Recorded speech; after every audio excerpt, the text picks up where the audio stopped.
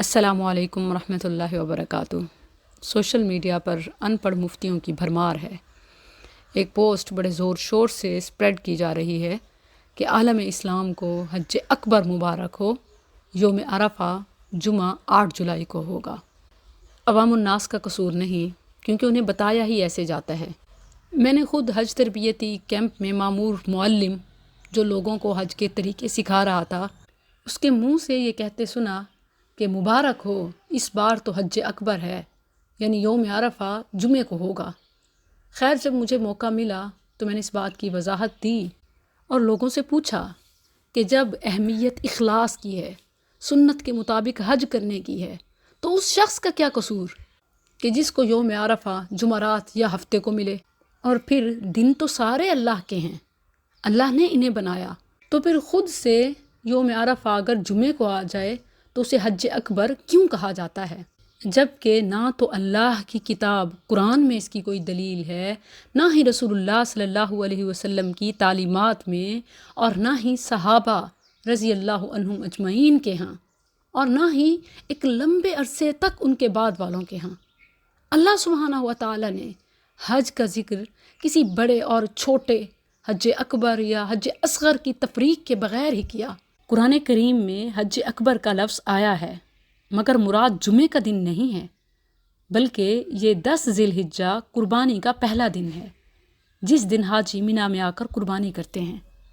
چنانچہ اگر آپ سورہ التوبہ آیت 3 دیکھیں، وَأَذَانٌ مِّنَ اللَّهِ وَرَسُولِهِ إِلَى النَّاسِ يَوْمَ الْحَجِّ الْأَكْبَرِ، اللہ اور اس کے رسول کی جانب سے تمام لوگوں کی طرف حج اکبر کے دن اعلان ہے۔ اور رسول اللہ صلی اللہ علیہ وسلم نے حج اکبر کے بارے میں بتایا کہ یہ 10 ذی الحجہ قربانی کا پہلا دن ہے، جس دن حاجی مینا میں آ کر قربانی کرتے ہیں۔ اس سے کوئی فرق نہیں پڑتا کہ وہ دن ہفتے کے دنوں میں سے کوئی بھی ہو، خواہ جمعرات ہو، جمعہ ہو، ہفتہ ہو، اتوار ہو، کوئی بھی دن ہو سکتا ہے۔ وہ جمعے کا دن ہو تو وہ حج اکبر ہوگا۔ یہ کانسیپٹ بالکل غلط ہے، جو خود ساختہ ہے، فیبریکیٹڈ ہے، آؤٹ آف اسلام ہے۔ اسلام کا اس سے کوئی تعلق نہیں ہے۔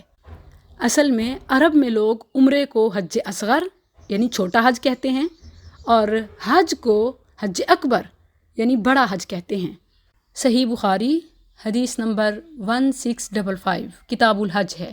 عبداللہ بن عمر رضی اللہ عنہما سے مروی ہے، جس سال رسول اللہ صلی اللہ علیہ وسلم نے حج ادا فرمایا تو اس حج میں قربانی والے دن یعنی 10 ذی الحج عید کے دن، جمرات شیطانوں کو پتھر مارنے کے مقامات جو ہیں، ان کے درمیان کھڑے ہو کر رسول اللہ صلی اللہ علیہ وسلم نے فرمایا، ھذا یوم الحج الاکبر، یہ آج کا دن ہی حج اکبر والا دن ہے، یعنی قربانی کا پہلا دن، جب مینا میں آ کر حاجی قربانی کر رہے ہیں۔